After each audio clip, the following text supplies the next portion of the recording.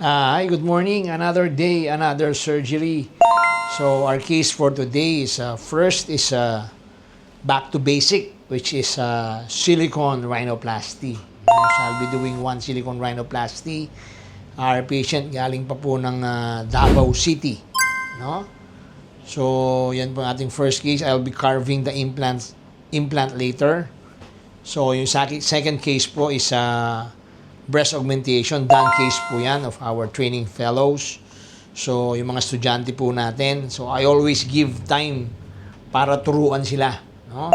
Because they are the future cosmetic surgeons. No? So, dapat matuto sila on how to do the proper surgery.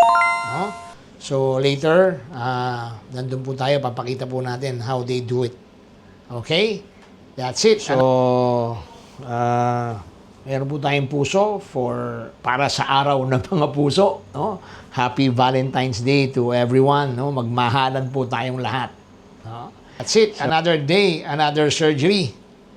Argos, Philippines.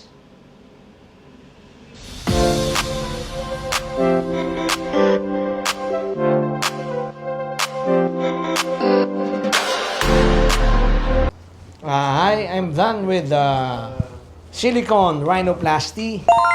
So, male patient. So, the takeoff from the frontal angle, frontal bone is sharp. Ayan po, mataas. Then, the tip, the infratip, the columellar show. I did the seal excision or the ilar lift para makita po yung kanyang columella. Very nice columellar show. Okay?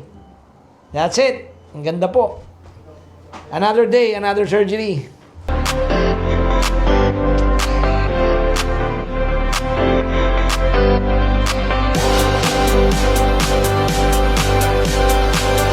Hi, we're done doing the breast augmentation. Done case of our training fellows, no? So, they were able to do it very well.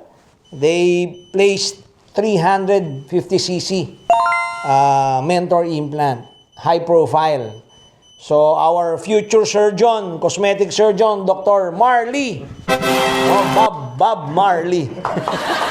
And Dr. Tricia Fabian.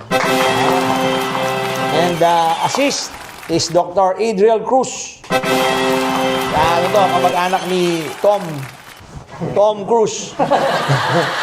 So, sila po ang ating future cosmetic surgeon. So, they'll be graduating this March. No? Graduate na kayo this March, ano? So, they'll be taking the fellowship exam. Sana makapasa sila. So, that's it. Another day. Another surgery.